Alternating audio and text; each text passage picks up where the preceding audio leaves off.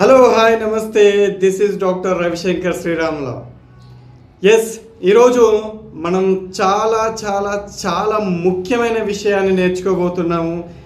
అదేంటో కాదండి, మనలో ఉండేటువంటి ఇద్దరు వ్యక్తుల గురించి నేను మీకు ఈరోజు పరిచయం చేయబోతున్నాను. సార్, ఇద్దరు ఉంటారా మనలో? లేదండి, మనమే ఆ ఇద్దరు ప్రవర్తనల్ని దేన్ని పెంచి పోషిస్తున్నామో ఆ విధంగా మనం నిత్య జీవితంలో తయారయ్యేటువంటి అవకాశం ఉంటుంది ఫ్రెండ్స్. ఓకే, సో మనం మన జీవితం స్టార్ట్ చేయగానే చిన్న పిల్లల వయసులో ఉన్నప్పుడు మనకి ఎలాంటి వ్యక్తిత్వం అనేటువంటిది పూర్తిగా అభివృద్ధి చెందదు. కానీ కొద్ది వయసు వస్తున్న కొద్దీ మనం ఎలాంటి వ్యక్తిత్వానికి మనం ప్రాముఖ్యతను ఇస్తున్నాము అనే దాన్ని బట్టే మన యొక్క జీవితం అనేటువంటిది ఆధారపడి ఉంటుంది ఫ్రెండ్స్. అదేంటంటే ఎస్, ఏంటండి? ఆత్మవిశ్వాసం వర్సెస్ అతి విశ్వాసం. నువ్వు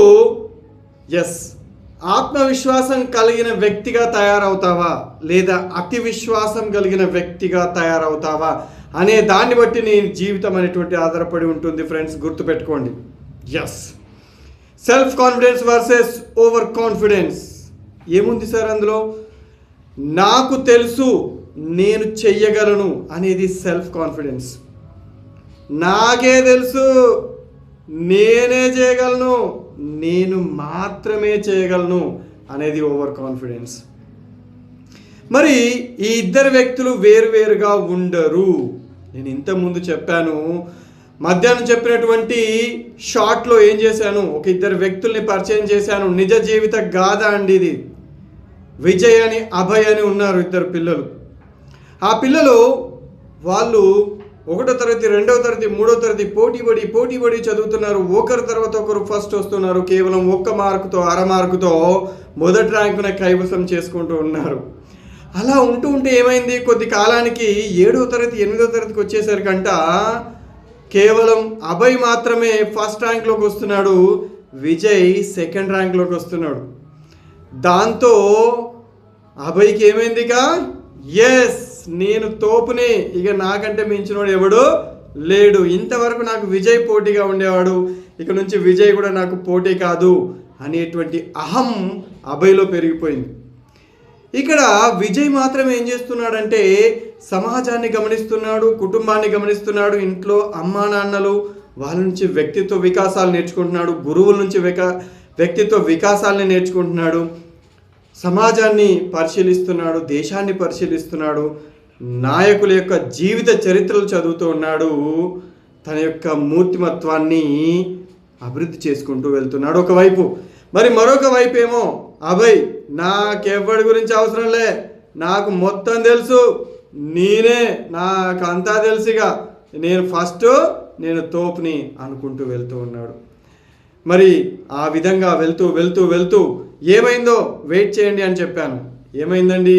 గెస్ చేయండి. డిగ్రీ పీజీ పూర్తి కాగానే విజయ్ సక్సెస్ఫుల్గా తన యొక్క జీవితంలో ఉన్నత స్థానాన్ని అధిరోహించాడు. అభయ్ మాత్రం తనకేం జరిగిందో తెలియకుండానే అధపాతాళానికి కూరుకుపోయాడు. ఇక్కడ అభయ్ కూడా కావాలని చేయలేదు, కానీ ఎప్పుడైతే తనలో ఆత్మవిశ్వాసానికి బదులు అతి విశ్వాసం వచ్చిందో, ఓవర్ కాన్ఫిడెన్స్ వచ్చిందో, తను ఎందుకు పనికి రాకుండా అయిపోయాడు. ఇక్కడ ఎవరు మంచివారు ఎవరు చెడ్డవారు అని చెప్పట్లేదు, కానీ తన యొక్క జీవితాన్ని మంచి విలువలతో ఉన్నత పదం వైపు దూసుకెళ్ళినటువంటి వ్యక్తి విజయ్ అయితే, అతి విశ్వాసంతో ఓవర్ కాన్ఫిడెన్స్ తోటి తనను తాను నాశనం చేసుకొని అధపాతాళానికి వెళ్ళినటువంటి వ్యక్తి అభయ్. మరి ఇక్కడ సార్, మరి ఆత్మవిశ్వాసం అంటున్నారు, అతి విశ్వాసం అంటున్నారు, సెల్ఫ్ కాన్ఫిడెన్స్ అంటున్నారు, ఓవర్ కాన్ఫిడెన్స్ అంటున్నారు. వీటికి ఏమైనా ప్రత్యేకమైన లక్షణాలు ఉన్నాయా? వీటికి ఏమైనా గుణాలు ఉన్నాయా? వీటిని మనం ఎలా గుర్తుపట్టి అవి ముదిరిపోకముందే, అవి మనల్ని డామినేట్ చేయకముందే మనం వాటిని తొలగించేసినట్లయితే తప్పనిసరిగా మనము వాటి మొలక దశలో ఉన్నప్పుడే వాటిని కనుక తీసివేసినట్లయితే మనం కూడా ఉన్నత స్థానాన్ని చేరుకోవచ్చు. మరి అలాంటి లక్షణాలు ఎప్పుడు కనబడతాయి? ఓకే, నేను చెప్పాను కొద్దిగా పెద్దవాళ్ళు అవుతుంటూనే అలాంటి లక్షణాలు కనబడుతూ ఉంటాయని చెప్పాను. మరి సార్ వీళ్ళిద్దరి మధ్య చిన్న గీత అండి, ఆత్మవిశ్వాసం, అతి విశ్వాసం. ఏముందండి అందులో? ఒక మా ఒత్తు, అంతే కదా. కేవలం ఆత్మవిశ్వాసం, అతి విశ్వాసం, కేవలం ఒక చిన్న మా ఒత్తు తేడా ఉంది. ఆ చిన్న మా ఒత్తు, ఆ చిన్నదే, ఆ చిన్న గీత ఎంత డిఫరెన్స్ని చూపించిందండి. ఎస్, ఇక్కడ నేను మీకు చెప్తాను, మరి మీలో ఇలాంటి లక్షణాలు ఉన్నాయా? ఉంటే కరెక్ట్ చేసుకోండి, చూద్దాం. ఎస్, సెల్ఫ్ కాన్ఫిడెన్స్, ఆత్మవిశ్వాసం ఉన్నటువంటి వ్యక్తి యొక్క మొదటి లక్షణం వినయం, విధేయత. అంతే కదండి, చాలా వినమ్రతతో ఉంటాడు. ఓకేనా, ఇలా తలెగరేసి పొగరుగా ఉండడు. చాలా ప్రశాంతమైనటువంటి కళ్ళతోటి, చూపుతోటి, మనసుతోటి ఆలోచిస్తాడు. ఎస్, చాలా ప్రశాంతంగా, నెమ్మదిగా మాట్లాడతాడు, ఆచితూచి మాట్లాడతాడు. ఎలా ఉంటుందండి మరి అతి విశ్వాసం కలిగిన వ్యక్తి? ఎలా ఉంటాడు? ఎస్, పో ఏంట్రా నాకంతా తెలుసు అనేలాగా ప్రవర్తిస్తూ ఉంటాడు. ఇక రెండవ అంశం చూద్దాం. ఆత్మవిశ్వాసం కలిగిన వ్యక్తి నేను చేయగలను, ఇది నా వల్ల అవుతుంది, నేను ప్రయత్నిస్తాను అని అంటాడు. అతి విశ్వాసం కలిగిన వ్యక్తి నేనే చేయగలను, నా వల్ల మాత్రమే అవుతుంది, ఇది వేరే ఎవ్వడూ చేయలేడు అని అంటాడు. అంతే కదండి, నేను సాధిస్తాను, నాకు శక్తి సామర్థ్యాలు ఉన్నాయి, నేను ఇది చేస్తాను, నా వల్ల అవుతుంది, నేను ప్రయత్నిస్తాను అని స్వాంతంగా మాట్లాడిన వాడు సెల్ఫ్ కాన్ఫిడెన్స్ ఉన్నవాడైతే, ఎవడి వల్ల కాదు అని చెప్పి నేను మాత్రమే చేయగలను అనేవాడు అతి విశ్వాసం కలిగినటువంటి వ్యక్తి. తర్వాత ఎస్, ఎలా ఉంటాడండి? మర్యాదగా ప్రవర్తిస్తాడు. ఎవరు? ఆత్మవిశ్వాసం కలిగినటువంటి వ్యక్తి. గౌరవ మర్యాదలు ఇస్తాడు, ఎదుటి వారిని గౌరవిస్తాడు, మంచిగా పొలైట్గా మాట్లాడతాడు. ఓకేనా. మరి అతి విశ్వాసం కలిగిన వ్యక్తి దురుసుతనంతో ఉంటాడు, లెక్కలేనితనం. నాకు ఆల్రెడీ అన్నీ వచ్చేసినాయి, నేనేంట్రా నీకు విలువిచ్చేది, నువ్వు ఎవడివైతే నాకేంటి, నేను ఇంకా తోపుని అనేదాగా దురుసుతనంతో మాట్లాడతాడు, అమర్యాదగా మాట్లాడతాడు, లెక్కలేనితనంగా మాట్లాడతాడు. ఇక మనం చూసాం ఆత్మవిశ్వాసం కలిగినటువంటి వ్యక్తి. ఎస్, ఆత్మవిశ్వాసం కలిగిన వ్యక్తి సంస్కారంతో మాట్లాడతాడు. అంతే కదా, ధర్మము, నీతి వీటిని పాటిస్తూ గౌరవంగా మాట్లాడే ప్రయత్నం చేస్తాడు, సంస్కారంతో మాట్లాడతాడు. ఇక అతి విశ్వాసం కలిగిన వ్యక్తి పొగరు, వదురుబోతులాగా వాడి నోటికొచ్చిందే వదిలేస్తూ ఉంటాడు, మాట్లాడుతూ ఉంటాడు. ఎందుకంటే ఇక వాడికి నేను తప్ప ఈ ప్రపంచంలో తోపుగాడు ఎవడలే, నేనే అందరికంటే అనేటువంటి ఆ గర్వము, పొగరు అదైనటువంటిది తలకెక్కడం వల్ల వదురుబోతులాగా మాట్లాడుతూ ఉంటాడు అతి విశ్వాసం కలిగిన వ్యక్తి. ఇక ఆత్మవిశ్వాసం కలిగిన వ్యక్తి, 5వ పాయింట్ చెప్తున్నానండి, ఎల్లప్పుడూ శ్రోతగా ఉండడానికి ప్రయత్నిస్తాడు, మంచి గుడ్ లిజనర్గా ఉండడానికి ప్రయత్నిస్తూ ఉంటాడు. ఎదుటి వాళ్ళు చెప్పేది విందాం, ఎస్ నాకేమైనా తెలియని విషయం ఉందేమో ఇందులో, నేను నేర్చుకుంటాను అని చెప్పి ఆత్మవిశ్వాసం కలిగిన వ్యక్తి ప్రయత్నిస్తే, అతి విశ్వాసం కలిగిన వ్యక్తి ఎస్ వక్తగా ఉంటాడు. నాకు ఆల్రెడీ అంతా తెలిసినాక ఇంకా నువ్వేంద్రా నాకు చెప్పేది, నేనే చెప్తావాడు, నువ్వు విను అని అంటూ ఉంటాడు అతి విశ్వాసం కలిగినటువంటి వ్యక్తి. మరి ఆత్మవిశ్వాసం కలిగిన వ్యక్తి, 6వ పాయింట్, జీవితాంతం నేర్చుకోవడానికి ఆసక్తి చూపుతుంటాడు. ఎస్, లర్నింగ్ కోసం తాతాలాడుతూ ఉంటాడు, జీవితాంతం ఏదో ఒక కొత్త విషయాన్ని నేను నేర్చుకుంటాను అని ఎప్పుడు ఆసక్తిని చూపిస్తాడు. ఇక అతి విశ్వాసం కలిగిన వ్యక్తి, 6వ పాయింట్ ఏంటండి, నాకు అంతా తెలుసు, ఇంకా నేను నేర్చుకునేది ఏముందిరా, ఏం లేదు, మొత్తం వచ్చేసింది నాకు, నేను నేర్చుకునేది ఏం లేదు అనేటువంటి పొగరుబోతుతనంతో ఉంటాడు. ఇక ఆత్మవిశ్వాసం కలిగినటువంటి వ్యక్తి ఇతర వ్యక్తులతో మాట్లాడేటప్పుడు వారి వారి స్థానాల యొక్క ప్రాముఖ్యతను గుర్తించి వాళ్ళని గౌరవిస్తాడు, వాళ్ళని ప్రశంసిస్తాడు. ఓకే, వాళ్ళ యొక్క గొప్పతనాన్ని తెలుసుకుంటాడు, ఆ గొప్పతనం ఏంటి అని దాన్ని గుర్తిస్తాడు, ప్రశంసిస్తాడు. ఇక అతి విశ్వాసం కలిగిన వ్యక్తి నేనే తోపుని, నాకంటే ఎవడు గొప్పవాడు కాదు అంటూ ఆ వ్యక్తులతో అగౌరవంగా మాట్లాడతాడు అతి విశ్వాసం కలిగిన వ్యక్తి. 7 పాయింట్లు అయిపోయాయండి.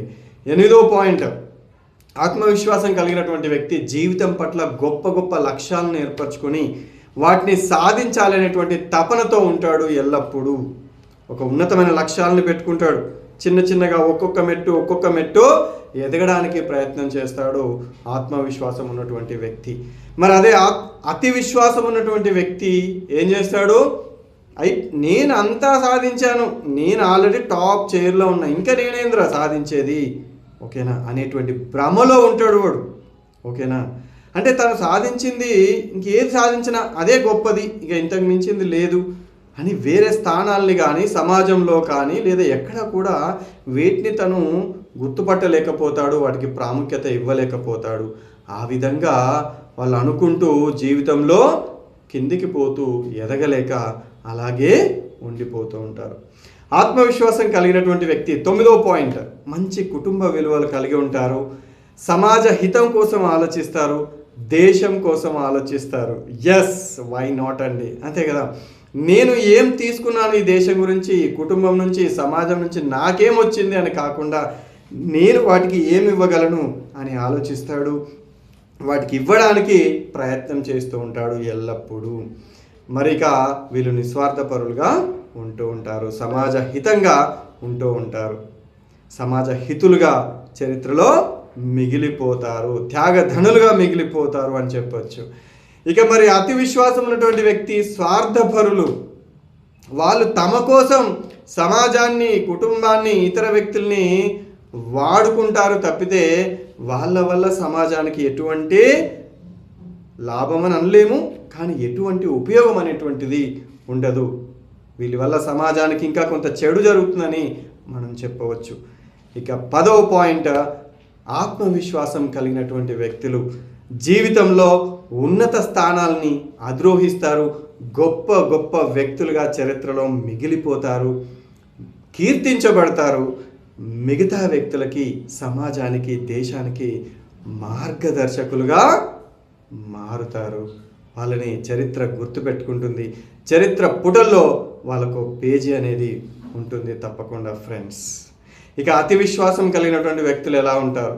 సాధారణ జీవితం గడిపేసి కాలగమనంలో, కాలగర్భంలో కలిసిపోతారు.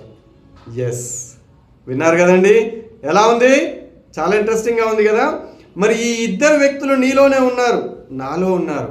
మరి గుర్తిద్దాం, ఎవరిని బయటికి పంపిద్దాం, ఎవరిని పెంచి పోషిద్దాం.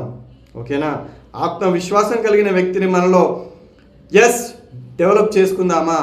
అతి విశ్వాసం కలిగినటువంటి వ్యక్తులుగా మరి చరిత్రహీనులుగా మిగిలిపోదామా? ఒకసారి మీరే నిర్ణయించుకోండి. ఇప్పటివరకు నా వీడియో చూస్తున్న వాళ్ళు మీరు ఇంకా కనుక నా ఛానల్ని సబ్స్క్రైబ్ చేసుకున్నట్లయితే subscribe my YouTube channel Dr. Ravishankar Sriramula for better and better motivational videos కోసం చూడండి. తప్పకుండా నా ఛానల్ని సబ్స్క్రైబ్ చేయండి. వీడియోస్ ఎలా వస్తున్నాయి ఫ్రెండ్స్ కామెంట్ చేయండి, లైక్ చేయండి. మీరు చూసిన వెంటనే లైక్ చేయండి. లైక్ చేస్తే ఇంకా చాలామందికి ఈ మంచి సమాచారం అనేది చేరడానికి ఆస్కారం ఉంటుంది. తప్పకుండా చేస్తారని ఆశిస్తూ సైనింగ్ ఆఫ్ డాక్టర్ రవిశంకర్ శ్రీరాముల.